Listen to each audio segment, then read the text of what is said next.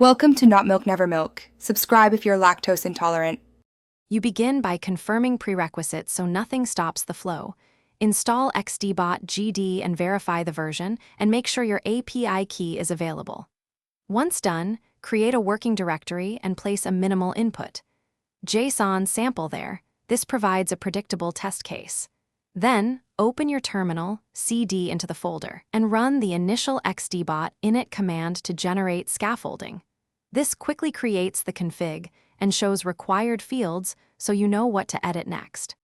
You now configure core behavior. Open config.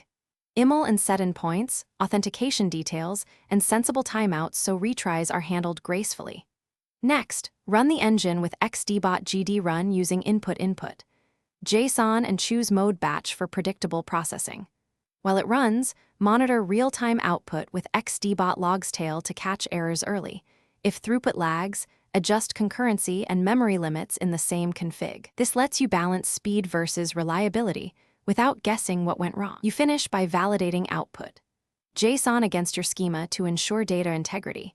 This confirms the pipeline produced expected fields and formats.